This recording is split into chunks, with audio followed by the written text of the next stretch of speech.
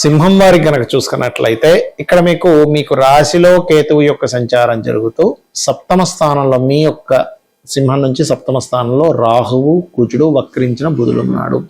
అష్టమ శని నడుస్తుంది. అయితే ఆ అష్టమ శని దగ్గరికి శుక్రుడు వచ్చి చేరుతున్నాడు. ఇది ఒక మంచి ఫలితం చెప్పాలంటే. అలాగే రవి కూడా 15వ తేదీ నుంచి చేరుతున్నది. అష్టమంలో ఉండే శని కంబస్ట్ అవుతున్నాడు. ఇక 12లో చంద్రుడు, 11వ స్థానంలో గురువు ఉన్నాడు. మీకు ఈ యొక్క గ్రహస్థితిని అనుసరించి మీకు ఎటువంటి ఫలితాలు జరగనున్నాయి, ఏ దేవతా ఆరాధన మీరు చేసుకుంటే బాగుంటుంది, మరియు మీరు పర్టికులర్గా ఎటువంటి విషయాల పట్ల జాగ్రత్తగా ఉండాలి అనేటువంటి అంశాలు చెప్తుంది నేనైనప్పటికీ చెప్పిస్తుంది సాక్షాత్ లలిత అమ్మవారిగా భావిస్తూ ఆ యొక్క అమ్మవారి యొక్క అనుగ్రహం మీకు పరిపూర్ణంగా కలగాలని మనస్ఫూర్తిగా కోరుకుంటూ, ప్రధానంగా ఇక్కడ గమనించినట్లయితే మీకు సింహం వారికి రాశిలో కేతు ఉన్నందుకు ఆధ్యాత్మిక చింతన పెరుగుతుంది, కొంత వైరాగ్యము వస్తుంటుంది, ఏంటి పనులన్నీ ఆటంకాలు కలుగుతున్నాయనేటువంటి ఇబ్బంది కలుగుతూ ఉంటుంది. కాబట్టి మీరు ఏం చేస్తారంటే చక్కగా ఉదయం నిద్ర లేచిన వెంటనే నిద్ర లేస్తూ చక్కగా పద్మాసనం వేసుకొని ఒక్క 10 నిమిషాలు గణపతిని ధ్యానించండి. ఖచ్చితంగా గణపతి ధ్యానం వల్ల మీకు ఆ రోజు ఎటువంటి ఆటంకాలు జరగకుండా చూసుకుంటాడు. ఇది ప్రాక్టీస్ చేయండి. కేతు దాదాపుగా మీకు ఇంకొక 8 నెలలు ఉంటాడు రాశిలో, నవంబర్ వరకు ఉంటాడు. కాబట్టి నవంబర్ వరకు ఇది పాటించండి. అలాగే ఫైనాన్స్ రిలేటెడ్ సంబంధించిన విషయాల్లో అప్పు లభించడం అనేటువంటి జరుగుతుంది, అందులో ఎటువంటి సందేహం లేదు. మరియు ఈ అష్టమ స్థానంలో 3, 10 అధిపతి అష్టమ స్థానంలో శనితో పాటు ఉంటున్నాడు. కాబట్టి ఉద్యోగ విషయాల్లో స్త్రీ మూలకంగా మీకు ఉద్యోగం మార్పు చూపిస్తుంది. కాకపోతే ఇన్సూరెన్సెస్ మూలంగా కొంతవరకు బెనిఫిట్స్ జరగడం అనేది చూపిస్తుంది. కాకపోతే మీకు అష్టమ శని యొక్క ప్రభావం ఎప్పుడైతే రవి 15వ తేదీ మీనంలోకి మారుతున్నాడో కొంత అష్టమ శని ప్రభావం తగ్గిపోతుంటుంది. బికాజ్ ఆఫ్ శనికి రవికి క్లోజ్ కంజంక్షన్ ఏర్పడుతుంది. అలాగే మరొక విషయం ఏంటంటే ఇక్కడ మీరు దత్తాత్రేయుడి యొక్క ఆరాధన, కాలభైరవుడి యొక్క అష్టకం చేస్తూ ఉండండి. విదేశాల్లో ఉండేవారితో కొంతవరకు మీకు స్ట్రెస్ అనేటువంటిది ఏర్పడుతూ ఉంటుంది. జీవిత భాగస్వామి లేదా జీవిత భాగస్వామిని ఎంపిక చేసుకోవడం లేదా పార్ట్నర్స్ ఎంపిక చేసుకునే విషయంలో కూడా కొద్దిగా స్ట్రెస్ అనేటువంటిది ఎక్కువగా చూపిస్తుంది. అలాగే మరొక విషయం ఏంటంటే మీరు విదేశాలకు వెళ్ళాలి లేకపోతే వేరే ప్రాంతాలకు వెళ్ళాలనుకునేటువంటి వారికి ఈ నెల 1, 2 తేదీలు చాలా అనుకూలంగా ఉంది చెప్పాలంటే. లాభంలో గురువు మంచివాడే, కాకపోతే ఇక్కడ ఏంటంటే ఆ గురువు యొక్క స్వరూపం మారిందని మనం చెప్పుకుంటూ ఉన్నాము. కాబట్టి ఇక్కడ కొంతవరకు ఎప్పుడైతే ఈ రవి ఎంటర్ అవుతున్నాడో ఇక్కడ ఈ వ్యాపారస్తులు ముఖ్యంగా గవర్నమెంట్కి సంబంధించిన విషయాల్లో కొంత జాగ్రత్తగా ఉండాలి సింహం వారు. ఇక మీరు నిత్యము చేయవలసినటువంటి దేవతా ఆరాధన ఏమిటి? దత్తాత్రేయుడి యొక్క ఆరాధన చేయండి. ఉదయం నిద్ర లేచిన వెంటనే గణపతికి సంబంధించిన ధ్యానం చేయండి. కాస్త వివాహంలో మరీ ఎక్కువ స్ట్రెస్ ఇబ్బంది అవుతుంది అనుకునేటువంటి వారు ఓం కామేశబద్ధ మాంగళ్య సూత్ర శోభిత కందరాయ నమః అనే మంత్రం చేయండి. అన్ని విధాలు బాగుంటుంది. మనకి ఈ మార్చి మాస ఫలితాలతో పాటు మనకేంటంటే ఈ ఫిబ్రవరి 13 నుంచే ఒక 40 రోజుల పాటు 17 నుంచి 40 రోజుల పాటు ప్రక్రియ చేసుకోవాలి. ఎందుకంటే గ్రహణం పడుతూ పంచగ్రహ కూటమి ఫిబ్రవరి 17వ తేదీ నుంచి ప్రారంభం అవుతుంది. కాబట్టి అంటే ఆల్మోస్ట్ ఇది మార్చ్ ఎండింగ్ వరకు మీరు ఈ పరిహారం చేసుకోవాలి. దీనివల్ల ఏమిటి కలుగుతాయి ఏమిటి అనేది చెప్తాను నేను మీకు. మొట్టమొదటిగా మనం ఇంకొక విషయం ఏంటంటే 17, 18, 19 తేదీలు కామాఖ్య శక్తిపీఠంలో గణపతి లలిత హోమము, నవగ్రహ హోమము, చండీ హోమాలు జరుగుతున్నాయి. మీరు ఎవరైనా పార్టిసిపేట్ చేయాలనుకునేవారు పార్టిసిపేట్ చేయొచ్చు. రైట్. అయితే ఈ 40 రోజులు చేసేటువంటి ప్రక్రియ గురించి నేను మీకు వివరిస్తాను.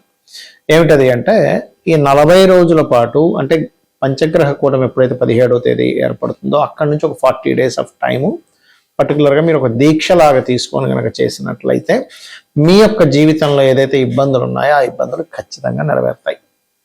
అంటే క్లియర్ అయిపోతాయి చెప్పాలంటే. మీరు అనుకున్న సంకల్పం నెరవేరుతుంది, మీ యొక్క ఇబ్బందులన్నీ కూడా క్లియర్ అయిపోవడం జరుగుతూ ఉంటుంది. అయితే ఎవరికైనా చూడండి నేను రాజకీయంగా బాగా కలిసి రావాలి, చేసేటువంటి ఉద్యోగంలో ప్రమోషన్స్ రావాలి అని అనుకున్నప్పుడు రవిగ్రహం ముందు నిత్యము ఆదిత్య హృదయం చేస్తూ అర్ఘ్యం వదలండి. ఇది రెగ్యులర్గా మీకు కనుక అలవాటైతే లైఫ్లో చాలా మంచి ఆరోగ్యము, మంచి కీర్తి కూడా లభిస్తుంది. గుర్తుపెట్టుకోండి. అలా కాదండి నాకు మానసిక స్ట్రెస్ ఎక్కువగా ఉంది, మానసికంగా ఎప్పుడు ఏదో ఒక ఇబ్బంది వస్తూ ఉంది, నాకు చాలా ఇబ్బంది పడుతున్నాను మానసిక స్ట్రెస్ వల్ల అని అనుకుంటే కనుక మీరు చేయవలసింది ఏమిటి అంటే పర్టికులర్గా మీరు బియ్యము వీలున్నప్పుడు అలా దానం ఇవ్వడం, లేనట్లయితే 40 రోజుల పాటు మెడిటేషన్ చేస్తూ, ఏది ఫిబ్రవరి 17వ తేదీ నుంచి 41 డేస్ 41 డేస్ చేయండి. మళ్ళీ ఎందుకు చేస్తూ మీరు శివాలయంలో, ఏదైనా మీకు దగ్గరలో ఉండే శివాలయంలో ఒక 1/2 లీటర్ పాలు అభిషేకానికి ఇస్తూ, ఒక రోజుకి ఒక్క మనిషికి సరిపోయేంత భోజనం పెట్టుకొని తీసుకెళ్ళి బయట ఉండేటువంటి కొంతమంది అనాథలు ఉంటారు, అన్నం కోసం అలమటిస్తుంటారు, వాళ్ళకి ఇవ్వండి. ఇది చంద్ర సంబంధించిన దోషాలను తీసేస్తుంది. దీనివల్ల ఆయుష్ పెరుగుతుంది, మెంటల్లీ డిప్రెస్ ఉండేటువంటివి క్లియర్ అవ్వడం జరుగుతుంది. ఎందుకంటే పంచగ్రహ కూటమి గ్రహణము అమావాస్య రోజు నుంచి ఇది ప్రారంభించినప్పుడు ఖచ్చితంగా అవుతాయి. అయితే ఈ అమావాస్య నాడు మీరు ఏం చేస్తారంటే 17వ తేదీ ఫిబ్రవరి, అంటే మనకు ముందే పడిపోతాయి వీడియోలు, మార్చి ఫలితాలు ముందే పడతాయి కాబట్టి ముందే చెప్తున్నాను.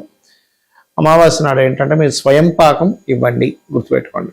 అలాగే మరొక విషయం ఏంటంటే, కొంతమందికి గొడవలు అవుతూ ఉంటాయి, మాటికి ఏదో గొడవ అవుతూ ఉంటుంది. అలాంటి వారు ఓం స్కందాయ నమః అనే మంత్రాన్ని ఈ 40 డేస్ 17వ తేదీ నుంచి 40 డేస్ చేయండి, 41 డేస్.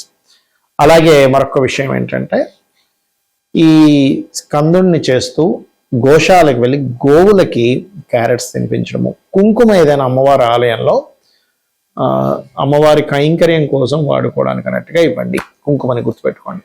ఇంకా అదేవిధంగా కొంతమందికి వ్యాపారంలో ఇబ్బంది రావడము, లేకపోతే రిలేషన్స్లో ఇబ్బంది రావడము, అదేవిధంగా కొంతమంది పిల్లలకైతే చదువులో ఏదో డిస్టర్బెన్సెస్ రావడం జరుగుతుంటుంది. అలాంటప్పుడు మీరు ఏం చేస్తారంటే, గోవులకి 40 డేస్ కూడా గోంగూర తినిపించడము, విష్ణు సహస్రనామాలు 40 డేస్ రెగ్యులర్గా వినండి. మీకు చదవడం వస్తే చదవండి, బట్ వినండి. ఇది కనుక చేసినట్లయితే ఖచ్చితంగా మీకు బాగుంటుంది. ఈ 40 డేస్ బుధగ్రహం దగ్గర దీపారాధన చేయండి. రవిగ్రహానికి సంబంధించిన ఫస్ట్ చెప్పిందేమో రవిగ్రహం దగ్గర, రెండవది చెప్పిందేమో మానసిక సమస్యలు ఉన్నప్పుడు చంద్రగ్రహం దగ్గర 40 డేస్ దీపారాధన, ఈ గొడవలు జరుగుతుండేటువంటి 40 డేస్ కుజగ్రహం దగ్గర దీపారాధన, ఇప్పుడు ఇది బుధగ్రహం దగ్గర దీపారాధన. ఇక కొంతమందికి సరైనటువంటి గైడింగ్ దొరకటం లేదు, సరైన గురువు దొరకట్లేదు, లేకపోతే సంతానానికి సంబంధించిన ఇబ్బందులు ఉన్నాయి. అలాంటప్పుడు ఈ 40 డేస్ కూడా మీరు ఏం చేస్తారంటే, గురుగ్రహం దగ్గర దీపారాధన చేస్తూ గోవులకి అరటికాయలు తినిపిస్తూ ఓం ద్రాం దత్తాత్రేయాయ నమః అనే మంత్రం చేయండి, లేదా జయ గురుదత్త, శ్రీ గురుదత్త కూడా చేసుకోవచ్చు. ఇది గనక చేసినట్లయితే ఖచ్చితంగా మీకు సంతానం కోసం ఇబ్బంది పడేటువంటి వారికి ఆ ఇబ్బంది అనేటువంటి తొలగుతుంది, సంతాన ప్రాప్తి లభిస్తుంది. అలాగే కాస్త మీరు ఏం చేస్తారంటే 40 డేస్ వీధి కుక్కలు ఉంటాయి, వాటికి ఏదైనా తినిపిస్తూ ఉండండి. అదేవిధంగా గోవులకి అరటికాయలు తినిపిస్తూ ఉండండి. గంధము కానీ పసుపు కానీ శివాలయంలో శివుని కైంకర్యం కోసం అన్నట్టు ఇవ్వండి, లేదా అమ్మవారి ఆలయంలోనే ఇవ్వచ్చు, నో ప్రాబ్లం.